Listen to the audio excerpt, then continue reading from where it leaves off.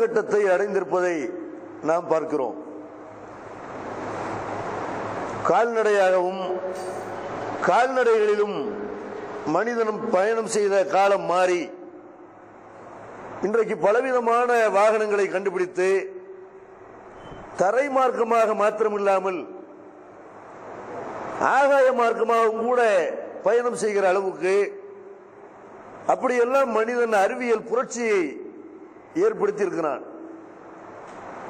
மனிதன் விமானத்தில் பறந்தது போக மனிதனே பறக்க முடியுமா என்றெல்லாம் ஆய்வு செய்து மனிதனை பறக்க வைக்கிற சோதனைகள் எல்லாம் இப்ப நடைபெற்றுக் கொண்டிருக்கிறது.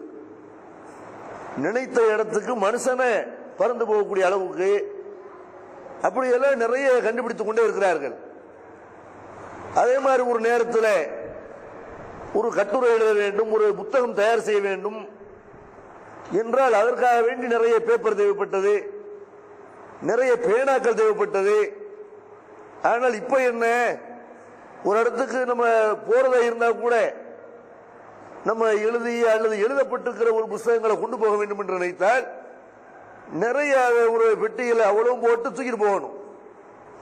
ஆனா இப்ப என்ன நிலைமை, இந்த கம்ப்யூட்டர் கண்டுபிடிக்கப்பட்ட பிறகு பேப்பருக்கு வேலையெல்லாம் போயிருச்சு, பேனாவுக்கு வேலையெல்லாம் போயிருச்சு, மைக்க வேலையெல்லாம் போயிருச்சு. ஒரு பிரிண்ட் அவுட் எடுக்கிறதுக்கு வேணா இதெல்லாம் தேவைப்படுமே தவிர பெரும்பாலும் கம்ப்யூட்டர் லட்சக்கணக்கான புத்தகங்களை கம்ப்யூட்டருக்குள்ள அடக்கலாம்.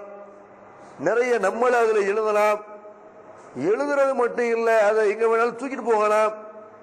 அதுல போட்டோ இருக்கலாம், அந்த போட்டோவை எடிட் பண்ணலாம். இப்படி எல்லாம் இந்த கம்ப்யூட்டர்ல வீடியோ பார்க்கலாம், ஆடியோ கேட்கலாம். இப்படி பலவிதமான பயன்கள் கைக்குள்ள அடங்கி விட்டதை பார்க்கும் பொழுது உண்மையில மனுஷன் கடந்த காலத்தை விட ரொம்ப அறிவியல் வளர்ச்சியில் எங்கேயோ போய் கொண்டிருக்கிறான். இந்த கம்ப்யூட்டர் கூட, கம்ப்யூட்டர் என்ன, ஒரு நேரத்தில் கம்ப்யூட்டர் அதுக்கு 3 பொருள்கள் தேவை. முக்கியமா சிபியு தனியா இருக்கு, அந்த பிசி தனியா இருக்கு, அது போக கரண்ட் போயிருச்சுன்னா திடீர்னு அந்த இது ஆயிடக்கூடாது, அதுக்காக யூபிஎஸ் தனியா இருக்கு. இப்ப இதெல்லாம் இங்க தூக்கிட்டு போக முடியுமா? ஆனா அதெல்லாம் அட்வான்டேஜா போய் என்ன பண்ணான்னு கேட்டா லேப்டாப்னு உருவாக்கினான். கையிலே அடக்கம் அடி மேல வச்சுக்கிட்டு எங்க வேணாலும் செய்யலாம், கொண்டு போகலாம் என்று லேப்டாப் உண்டாக்குனா. லேப்டாப்லாம் அதெல்லாம் ரொம்ப பெருசா இருக்குது, வெயிட்டா இருக்குது அப்படின்னு டேப்லெட்டை உருவாக்குறான். அதெல்லாம் பெருசு, அதெல்லாம் சரியா வராது அப்படின்னு கைக்குள்ள ஆண்ட்ராய்டு ஆப்பிள் என்றெல்லாம் கைக்குள்ள எல்லாமே அடங்கி ஒரு பாக்கெட்ல தூக்கி வச்சு போயிடலாம். ஏராளமான புத்தகங்களை, ஏராளமான வீடியோ கேசட்டுகளை, ஆடியோ கேசட்டுகளை, ஏராளமான போட்டோக்களை அந்த போனுக்குள்ள வச்சு என்ன செய்யலாம், உலகத்தில் எங்க வேணாலும் கொண்டு போகலாம்.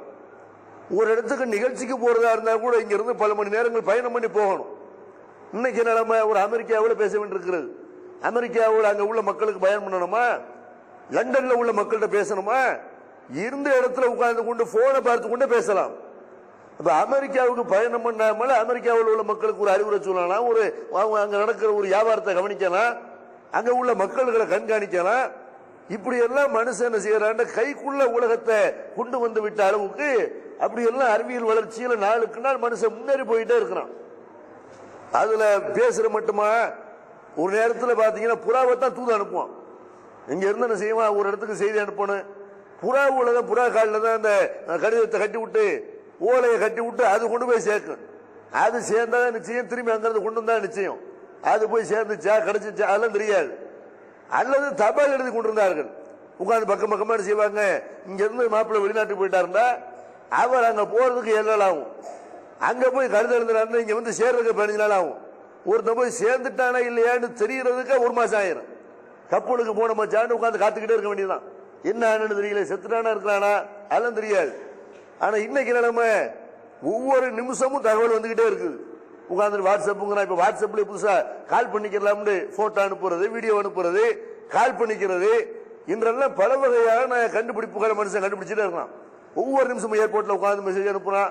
அங்க போய் இன்னும் சொல்ல போனா வெளிநாட்டுல இருந்து போன் பண்ணாங்க மிரண்டு ஓடக்கூடிய அளவுக்கு தான் இருக்குது. போன் வராதான்னு காத்துக்கிட்டு இருந்த காலம் போய் இந்த போன் வச்ச மாப்பிள்ளைட்டு இருந்து ஓடி வாண்டு கூப்பிடுவாங்க. அந்த போஸ்ட் ஆபீஸ்ல தான் போன் இருக்கு. அப்படி தேடி ஒவ்வொரு ஆளு அந்த அவனுக்கு காசு காலி ஆகிட்டே இருக்கு. அது வேகமா என்ன செய்ய பேசிக்கிட்டு இருப்பான். இன்னைக்கு என்ன இன்னைக்கு ரொம்ப ஃப்ரீயா போயிருச்சு. ஸ்கைப்ல பேசுறான், வைபர்ல பேசுறான், வாட்ஸ்அப்ல பேசுறான். அது எல்லா வகையிலையும் ஒரு ஒரு ஒரு நெட் கனெக்ஷன் மாத்திரம் இருந்தால், ஒரு இன்டர்நெட் கனெக்ஷன் இருந்தால் எல்லா வகையிலும் மனுஷன் செய்யறான், அதை பயன்படுத்தி கொடுக்குறான். அப்ப அப்படி வெளிநாட்டுல இருந்து போன் பண்ணாங்க, நம்மடி அறுக்க போறான், கொலை பண்ண போறான் அப்படின்னு ஓடுற அளவுக்கு தான் அந்த அதிகமான இந்த யூஸ் ஆகக்கூடியதை பார்க்கணும்.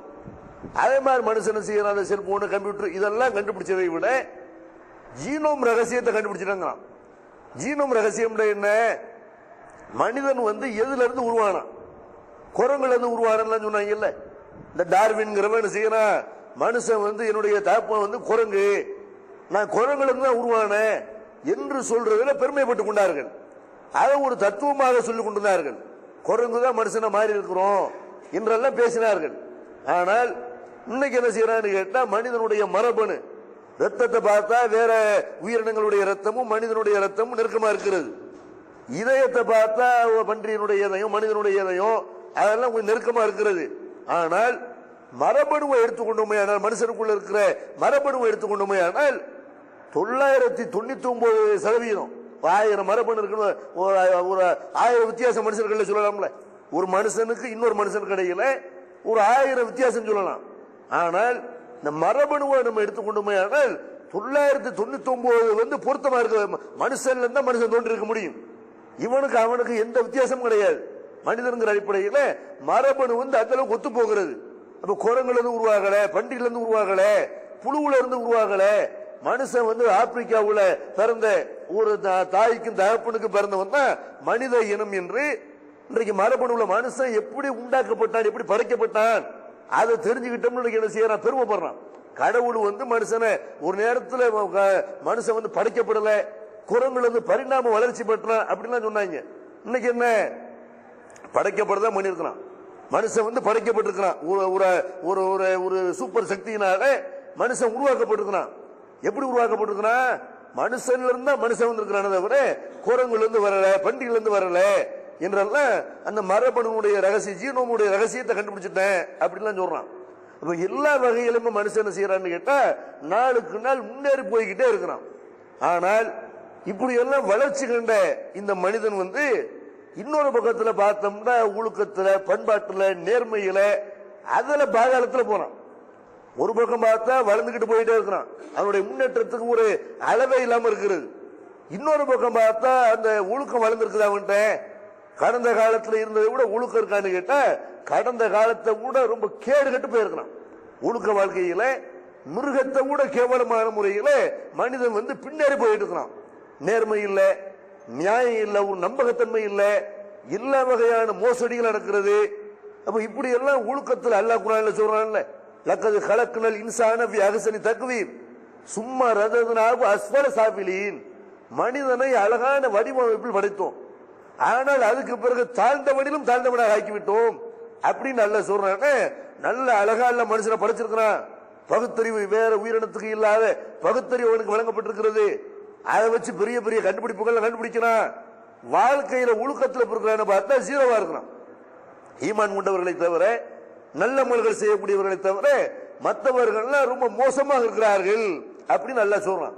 அப்ப இப்படி மனுஷனுடைய புத்தி கோணலாக போவதற்கு, மனுஷன் வழிகட்டு போய் நிற்பதற்கு என்ன காரணம் அப்படின்னு கேட்டா, மனிதன் படைக்கப்பட்டதை அவன் விளங்கினாலும் கூட, நம்ம மனுஷன்ல இருந்தா உருவாகி இருக்கிறோம் அப்படின்னு விளங்கினாலும், இந்த பகுத்தறிவை வைத்து மனிதன் எந்த வகையான கண்டுபிடிப்புகளை கண்டுபிடித்தாலும் கூட எதுக்காக வேண்டி அல்ல மனுஷனை படைச்சிருக்கிறான் இதை மனுஷன் விளங்காம இருக்கிறான்.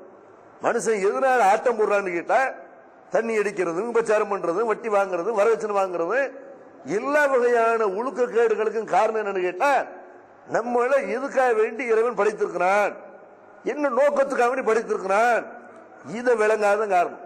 நல்ல நம்மளை சாப்பிட்டு, நம்மளை உடுத்தி, நம்மளை சொத்து சேர்த்துக்கிட்டு காலம் முழுக்க நம்மள ஆண்டு அனுபவிக்கிறதுக்கு தான் உலகத்தில் உள்ள எல்லா வகையான இன்பங்களையும் அனுபவித்து முடிக்கிறதுக்கு தான் படைக்கப்பட்டிருக்கிறோம் அப்படி நினைச்சிருக்கிறான்.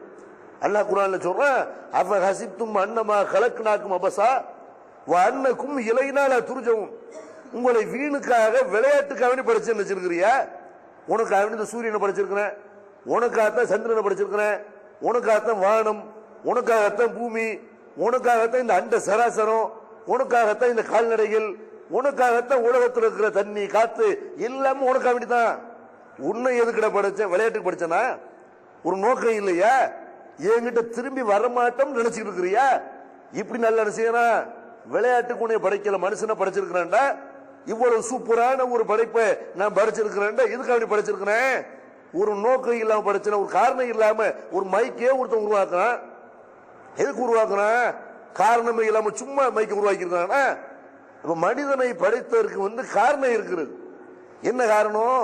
அல்லாஹ் திருமறை குர்ஆன்ல சொல்லி காட்டினா, வமா கலக்துல் ஜின்ன வல் இன்ஸ இல்லா லியபுதூன், மனித இனத்தையும் ஜின் இனத்தையும் என்னை வணங்குவதற்காக தவிர வேற எதுக்காக படைக்கல அப்படின்னு அல்லாஹ் சொல்றான். மனுஷன் அல்லாஹ் படைச்சதுக்கு என்ன காரணம்? மனித இனத்தை அல்லாஹ் பகுத்தறிவு கொடுத்து படைச்சிருக்கிறான். ஜின்னு என்ற ஒரு இனத்தை பகுத்தறிவு கொடுத்து படைச்சிருக்கிறான். இந்த ரெண்டு இனத்தையும் படைச்சதுக்கான காரணத்தை அல்லாஹ் சொல்லும் பொழுது, என்னை வணங்குறதுக்காக தவிர வேற எதுக்காக படைக்கல அப்படிங்கிற அல்லாஹ். வணங்குற என்ன? மனிதன் படைக்கப்பட்ட நோக்கம் என்னன்னு கேட்டா அல்லாஹ்வை வணங்குவது மட்டும்தான். வேற எதுக்காக வேண்டி நல்ல உலகத்துல மனுஷனை படைக்கவே இல்லை. ஆனா வணங்குற என்ன?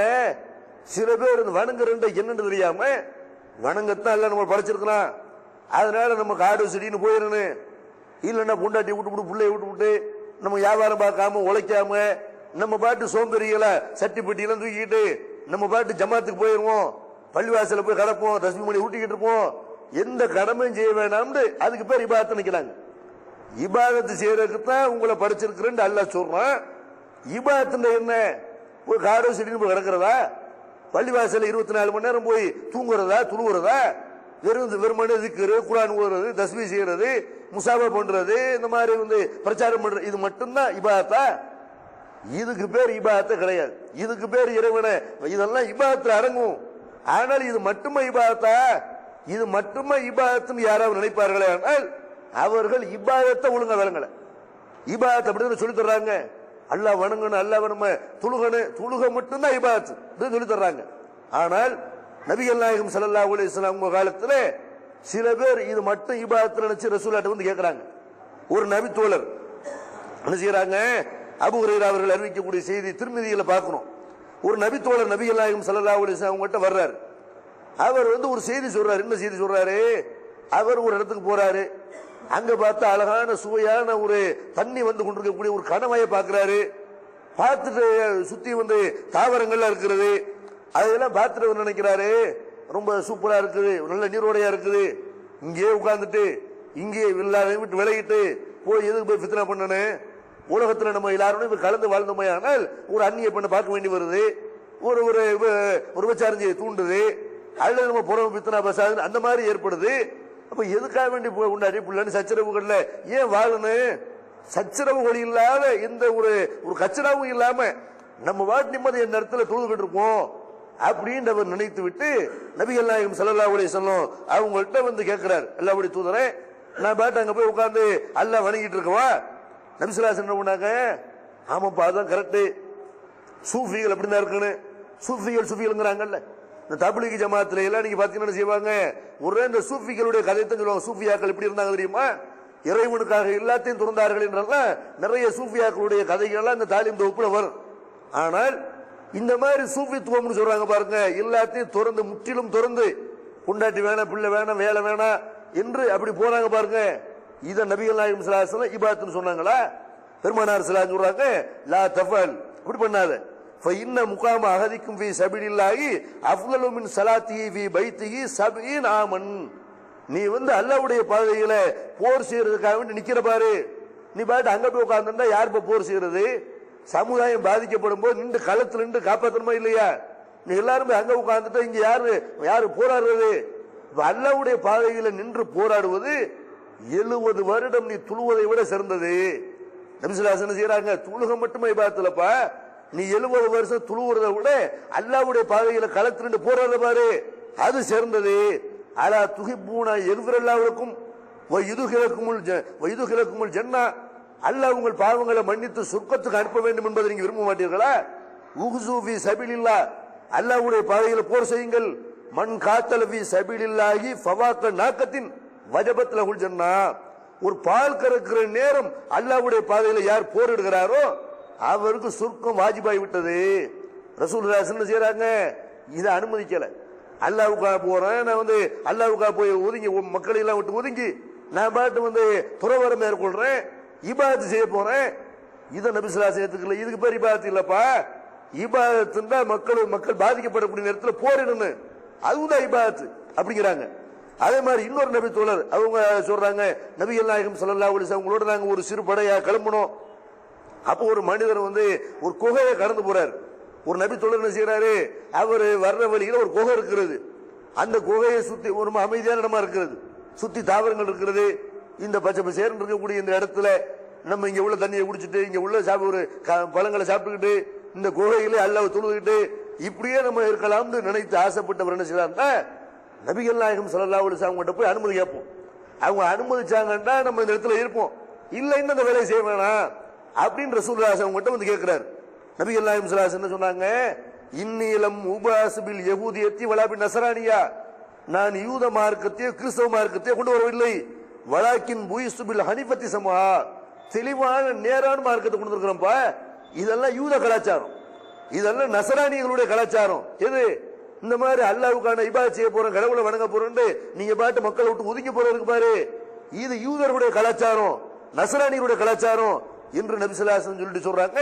வல்லதி நஃப்சி முஹம்மதின் பி யதிஹி, இந்த முகமதுடைய உயிர் யாருடைய கையில் இருக்கிறதோ அந்த இறைவன் மீது ஆணையாக, ல கதுவத்துன் அவ் ரௌஹத்துன் ஃபீ சபீலில்லாஹ் கைரும் மின துன்யா வமா ஃபீஹா, அல்லாஹ்வுடைய பாதையில காலையிலயோ மாலையிலயோ சிறிது நேரம் போர் செய்யறது இந்த உலகத்தை விட அதுல உள்ள எல்லாத்தையும் விட சிறந்தது. வல முகாமு அகதிக்கும் ஃபி ஸஃபி கைர் மின் ஸலாத்திஹி சித்தீன சனா, ஒருத்தர் களத்தில் நின்று கொஞ்ச நேரம் போராடுறாரு பாருங்க, இது 60 வருடம் வணங்கியதை விட துளுவதை விட சிறந்தது என்று நபிகள் நாயகம் ஸல்லல்லாஹு அலைஹி வஸல்லம். இபாதத்துங்கிற பேர்ல என்னைய நான் திறந்து போயிடுறேன், செல்வம் வேணாம், சொத்து வேணாம், சுகம் வேணாம் இப்படின்னு போறது இபாதத்து இல்லைங்கிறாங்க. இபாதத்துனா மக்களை விட்டு ஒதுங்கி போற இபாதத்து இல்ல, மக்களோட மக்களை கலந்து நிக்கணும், மக்களுடைய பிரச்சனைகளை தலையிடணும் என்று நபிகள் நாயகம் ஸல்லல்லாஹு அலைஹி வஸல்லம். இபாதத்துனா இது இல்லைன்றாங்க. இந்த 40 நாள் வாங்க, 4 மாசம் அவங்க கூப்பிடுறாங்க பாருங்க, இந்த 4 மாசம் போனா புண்டாட்டி பிள்ளை பார்க்க வேணாமா, அதெல்லாம் இபாதத்து இல்லை. புண்டாட்டி பிள்ளை பார்க்கறதுலாம் இபாதத்து இல்லை நினைக்கிறாங்க.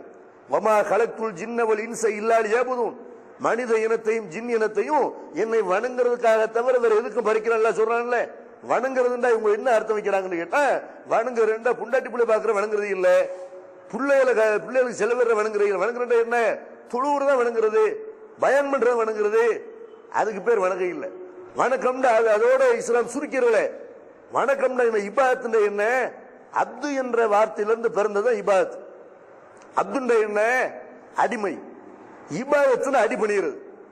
இறைவன் நமக்கு எஜமான், அவன் ஆர்டர் போடக்கூடியவன், அவனுக்கு நான் அடிமை, அவன் என்ன சொன்னாலும் கேட்பேன், அவன் எதையெல்லாம் தவிர்த்திருக்க சொல்றான் அதையெல்லாம் தவிர்த்திருப்பேன். இதுக்கு பேர் தான் இபாதத். இறைவன் ஒண்ணு சாப்பிட நமக்கு அனுமதிச்சிருக்கிறான், சோறு திங்கலான்னு அனுமதிச்சிருக்கிறான், சாப்பிட்டோம்னா அது இபாதத்து.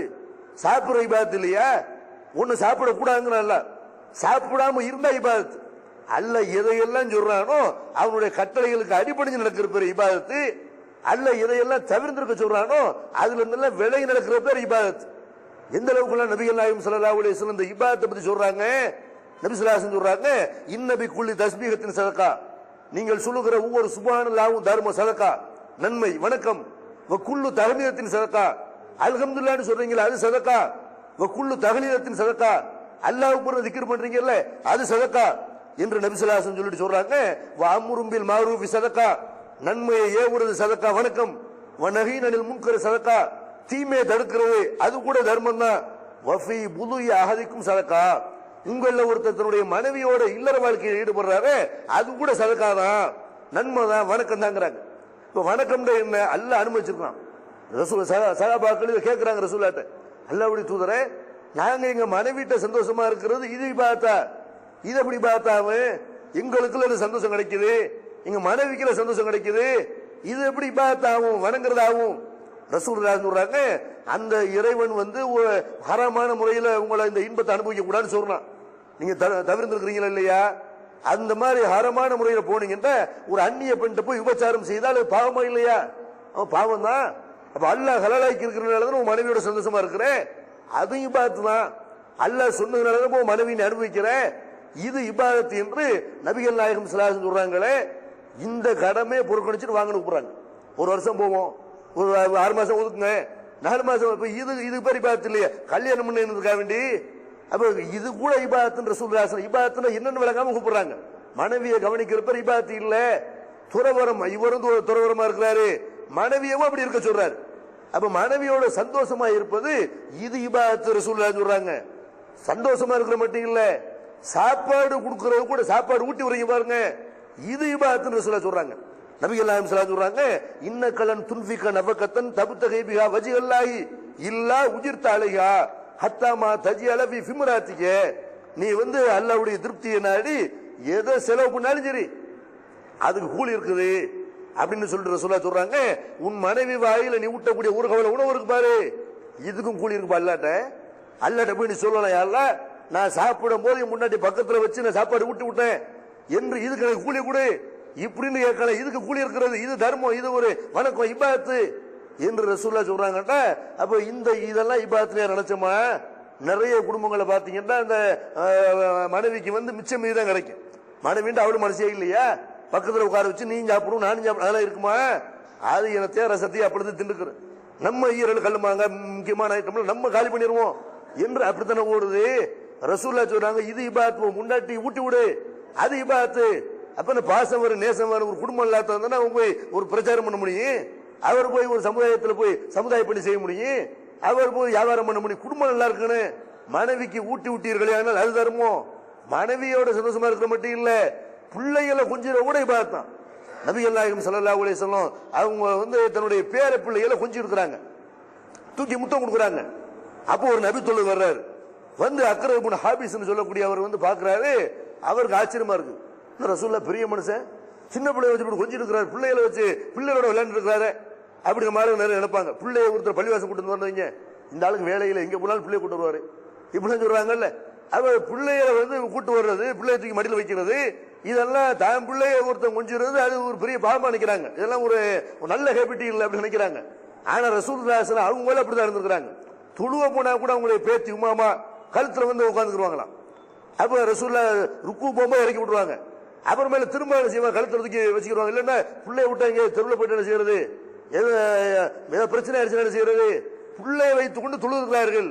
இதெல்லாம் அவர் பார்க்கிறாரு, பார்த்து ஆச்சரியமா இருக்கு. அல்லாஹ்வுடைய தூதர் எனக்கு 10 பிள்ளை இருக்குது, நான் அப்படிலாம் கொஞ்சம் நாங்கெல்லாம் முத்தம் கொடுக்கறது இல்லையே. எங்க ஊர்ல எல்லாம் இந்த பிள்ளைகளை கொஞ்சம் வளர்க்க, பிள்ளைகளை தொடர மாட்டோம், நெருங்க மாட்டோம். இன்னைக்கு அந்த மாதிரி தாப்பா இருக்கிறாங்க. தாய் தான் பிள்ளைய வச்சு வச்சு பார்ப்பாங்களே தவிர தாப்பனார் பார்த்தா எதிரியை பார்த்த மாதிரி பார்ப்பான். பிள்ளைக்கு தாப்பனார் கடையில் உறவு இருக்கு, சண்டைக்கார மாதிரி தான் இருக்கு. தாப்பனார் பார்த்தாலும் ஒரு சின்ன விளையாண்டுகிட்டு இருப்பான் ரோட்ல, தாப்பனார் பார்த்தோம்னா வீட்டுக்குள்ள ஓடி போயிடும், அம்மாடி வந்துட்டாரு வில்ல வந்துட்டான் அப்படிங்கிற மாதிரி அப்படித்தானே உறவுகள் இருக்குது. ரசூலுல்லாஹ் என்ன செய்யறாங்க, அவர் இப்படி சொல்றாரு, சொன்னவனு சொல்றாங்க, மல்லா இருகம் லா இருகம், யார் கருணை காட்டவில்லையோ அவர் கருணை காட்டப்பட மாட்டார். அல்லாஹ்வுடைய கருணை கிடைக்கிற அந்த பிள்ளைகளை கொஞ்சம்ப்பா, இது இபாதத். இதுல அல்லாஹ்வுடைய அன்பு இருக்கு, அல்லாஹ்வுடைய அன்பு உனக்கு கிடைக்கும். அல்லாஹ்வுடைய நெருக்கம், அல்லாஹ்வுடைய நேசம் தொழுவுறது மட்டும் தான் கிடைக்குமா? நோன்பு வைக்கிறது மட்டும் தான் கிடைக்குமா? பிள்ளைகளை கொஞ்சம் கிடைக்கும். யார் கருணை காட்டவில்லையோ அவர் கருணை காட்டப்பட மாட்டார் என்று நபி ஸல்லல்லாஹு அலைஹி வஸல்லம் அதை சொல்றாங்க. அதே மாதிரி சொல்றாங்க, அல்லாஹ்வுடைய பாதையில தர்மம் பண்ணிருங்க. எத்தனையோ பெரிய பெரிய மகான்கள்லாம் அப்படி வாரி இறைத்து விட்டார்கள் என்றெல்லாம் சொத்துக்களை எல்லாம் இழந்துட்டு போக சொல்றாங்க சில ஆளுங்க வணக்கம்ங்கிற பேர்ல. ரசூலுல்லாஹ் என்ன செய்யறாங்க, தீனாருன் அன்ஃபக்தஹு ஃபீ சபீலில்லாஹ், அல்லாஹ்வுடைய பாதையில நீங்க செலவு செய்யக்கூடிய ஒரு தீனார், வ தீனாருன் அன்ஃபக்தஹு ஃபீ ரகபா, அடிமையை விடுதலை செய்யறதுக்காக வேண்டி நீங்க செலவு பண்ணுகிற ஒரு தீனார், வ தீனாருன் தஸத்தக்த அலா மிஸ்கின், ஒரு ஏழைக்கு நீங்க செலவு பண்ணக்கூடிய ஒரு தீனார், வ தீனாருன் அன்ஃபக்தஹு அலா அஹ்லிக, உன் மனைவி மக்களுக்காக வேண்டி நீங்க செலவு பண்றீங்களா ஒரு தீனார், உன்னுடைய குடும்பத்துக்காக வேண்டி அந்த தீனார், ஆலமுஹா அஜ்ரன் அல்லதி அன்ஃபக்தஹு அலா அஹ்லிக, இதுல எது சிறந்ததுன்னு கேட்டா அடிமையை விடுதலை பண்றதுக்காக நீ வழங்கின ஒரு தீனாரு, நீ அல்லாஹ்வுடைய பாதையில போருக்காக வேண்டி ஒரு தீனார் வழங்குற அந்த தீனாரு, இதுல எல்லாம் எது அல்லாஹ்ட்ட ரொம்ப மகத்தானது தெரியுமா? உன் குடும்பத்துக்காக வேண்டி நீ ஒரு தீனார் செலவு பண்ண பாரு, அது அல்லாஹ்ட்ட மேலானது.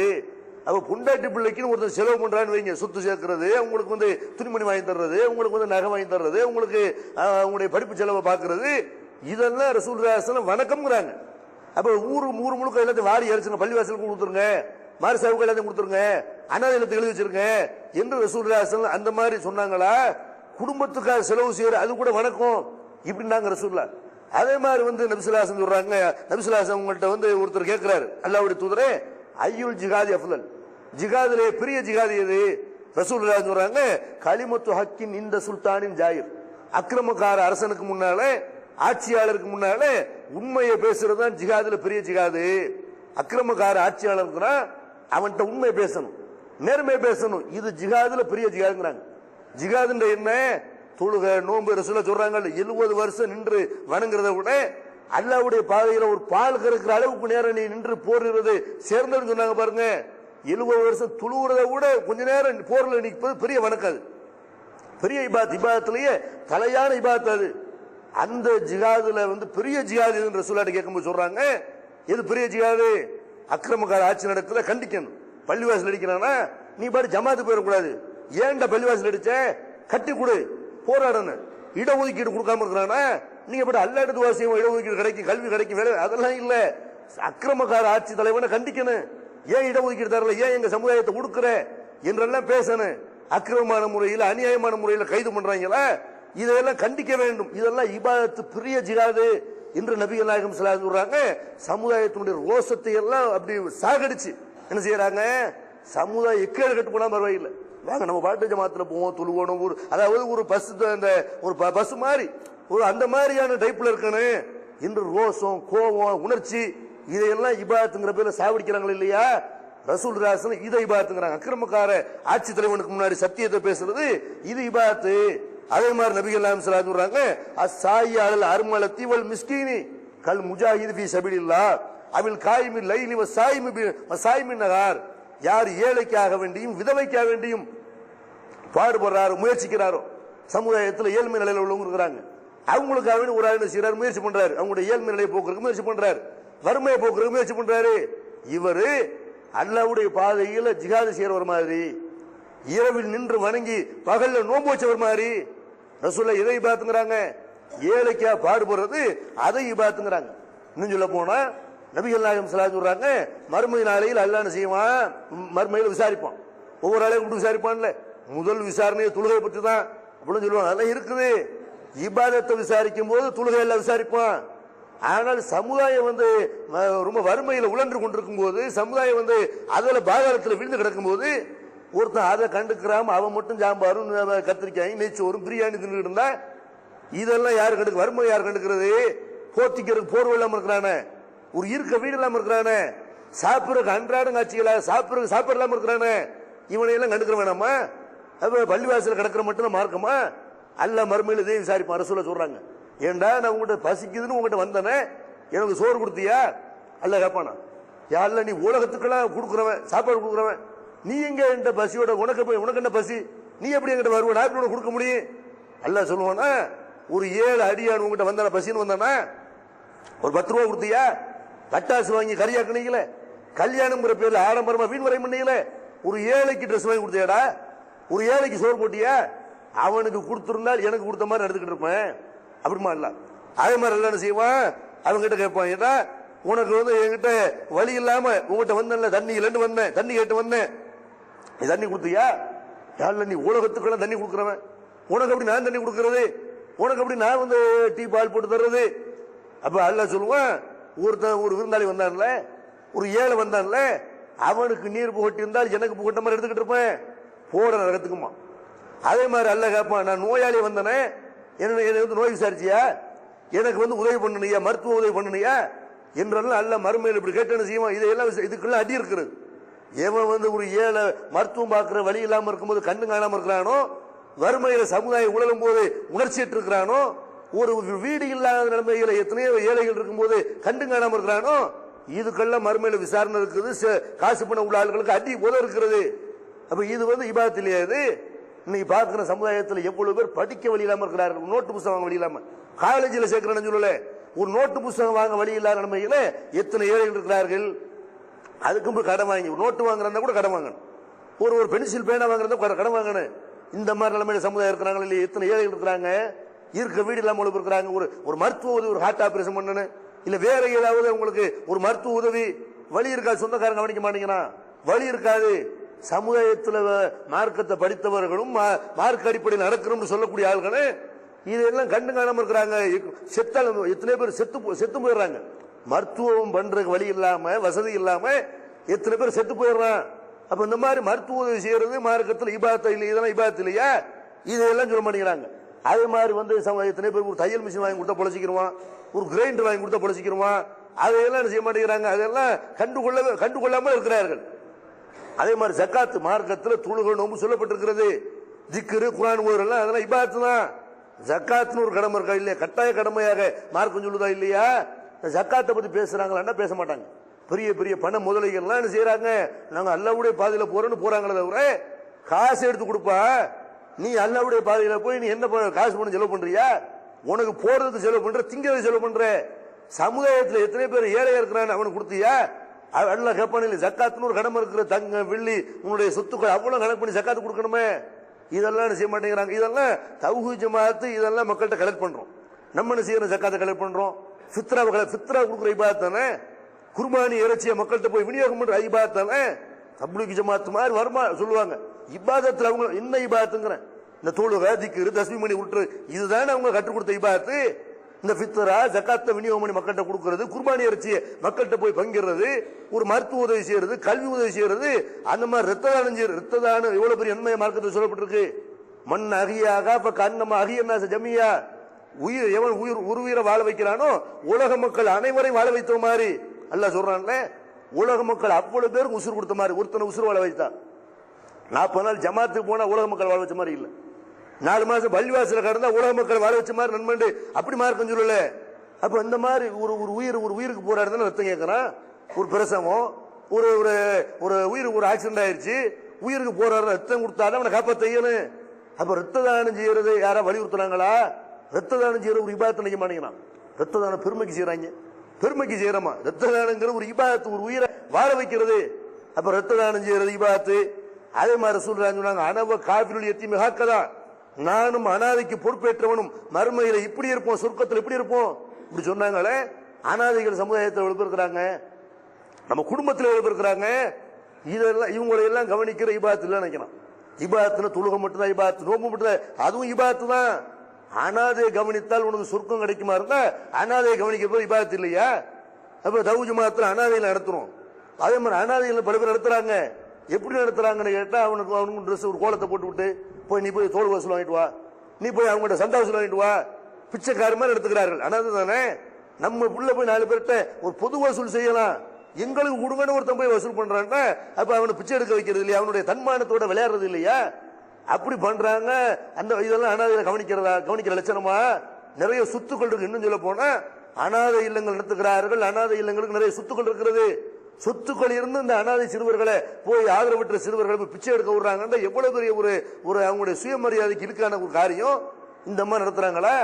அனாதைகளை கவனிக்கிற ரசூலை சொல்றாங்க, அனாதைகளுக்கு பொறுப்பேற்றுக் கொண்டால் அவனுடைய படிப்புக்கு பொறுப்பேற்றுக்க, அவனுடைய அந்த வாழ்வாதாரத்துக்கு பொறுப்பேற்றுக்க, சொர்க்கத்துல நான் நீ இப்படி இருப்போம்ங்கிறாங்க. முதியோர்கள் இந்த சமுதாயத்தில் எத்தனை முதியோர் இருக்கிறாங்க இல்லையா? பெத்த தாய் தகப்பன் எடுத்துக்கிறோமே. ஒவ்வொரு ஆளுங்களுடைய தாய் தகப்பனாரை கவனித்துக் கொண்டார்களே, ஆனால் முதியோர்களும் தேவையில்லையே. அப்ப தாய் தகப்பனார் வயசான காலத்தை அடைஞ்சிட்டா நோய்க்கு வைத்தியம் பார்க்க மாட்டேங்கிறான், சாப்பாடு தர மாட்டேங்கிறான், அவங்களுக்கு இருக்க இடம் தர மாட்டேங்கிறான், போய் பள்ளிவாசல போய் கடை, போய் தெருவில் போய் நில்லு என்றெல்லாம் பெத்த பிள்ளைகள் தாய் தகப்பனாரை உதறி தள்ளுறாங்க இல்லையா? போன வாரம் அதை பத்தி விரிவா பேசியிருப்பாங்க. அப்ப இந்த தாய் தகப்பனாரை கவனிக்கிற இஸ்லாத்துல இபாதத் இல்லையா? நபிகள் நாயகம் ஸல்லல்லாஹு அலைஹி வஸல்லம் அவங்க சொன்ன இந்த கட்டளையை ஒரு நபித்தோழர் பாருங்களேன். அப்துல்லா இப்னு உமர் என்ற ஒரு நபித்தோழர், நேற்று அந்த செய்தியை படிக்கும் போது கண்ணீர் வந்துருச்சு. அந்த மாதிரியான ஒரு செய்தி. அப்துல்லா இப்னு உமர்ங்கிற ஒரு நபித்தோழர், அவர் என்ன செய்யறாருன்னா ரசூலுல்லாஹி ஸல்லல்லாஹு அலைஹி வஸல்லம் சின்ன சுன்னத்தா இருந்தாலும் சரி அவர் கடைபிடிப்பார். ரொம்ப அந்த சுன்னத்தை கடைபிடிக்கிறதுல ரொம்ப உறுதியானவர். அவர் என்ன செய்யறாருன்னா ஒரு கழுதையில போயிட்டு இருக்கிறார். இந்த காலத்துல கழுதை ஒட்டகம் ஆடு மாடி தானே, அதுல கழுதையில பயணம் பண்ணிட்டு இருக்கிறாரு. பயணம் பண்ணனா அப்ப ஒரு கிராமவாசி அவர் அந்த பக்கமா போறாரு. இவர் அப்துல்லா இப்னு உமர் என்ன செய்யறாரு, இறங்கி அவரை கூப்பிட்டு நீங்க கழுதையில உட்காருங்க, நான் நடந்து வர்றேன், நீங்க உட்காருங்க அப்படின்னு கூப்பிட்டு தலையில கட்டிருக்கிற தலைப்பாக எடுத்து அவரை அதுல உட்கார வைத்து இது மாதிரி நல்ல ஜம்முன்னு வாங்க இப்படின்னு கௌரவிக்கிறாரு. அப்ப அதை பார்த்த மத்த ஆள்களும் கேட்கறாங்க, இவங்க கிராமவாசி, கொஞ்சம் கொடுத்தாலும் திருப்தி அடைஞ்சிருவாங்க, ஏதாவது காசு படத்தை கொடுத்து அனுப்புவீங்களா, உட்கார வச்சு உங்களை தலைப்பாக கழட்டி இந்த மாதிரிலாம் நீங்க கண்ணியப்படுத்துறீங்களே, என்ன அல்ல உங்களுடைய நிலைமை சீராக்கட்டும், என்ன விளங்கி செய்றீங்களா விளங்காம செய்றீங்களா என்றெல்லாம் கேட்கிறார்கள்.